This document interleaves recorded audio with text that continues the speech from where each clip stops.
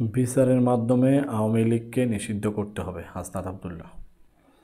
নির্বাহী আদেশে নয়, বিচারের মাধ্যমে আওয়ামী লীগকে নিষিদ্ধ করতে হবে বলে জানিয়েছেন জাতীয় নাগরিক পার্টির দক্ষিণাঞ্চলের মুখ্য সংগঠক হাসনাত আবদুল্লাহ।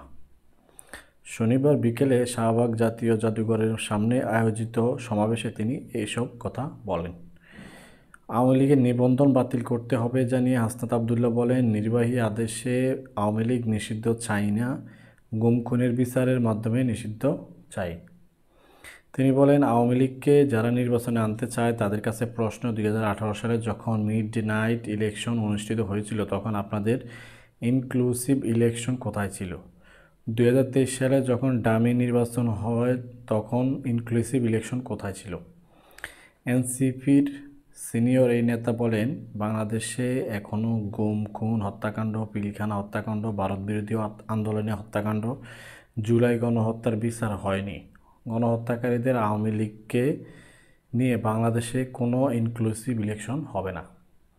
সেনাবাহিনীর উপর পূর্ণ আস্থা ও সমর্থন আছে জানিয়ে হাসনাত আবদুল্লাহ বলেন, ক্যান্টনমেন্ট থেকে রাজনৈতিক পরিমণ্ডলে হস্তক্ষেপ 24 পরবর্তী বাংলাদেশের রাজনীতি মেনে নেবে না।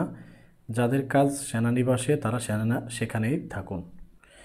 এ সময় ভারতীয় আধিপত্যবাদকে বাংলাদেশে আর কখনো ঢুকতে দেওয়া হবে না বলেও হুঁশিয়ারি করেন তিনি।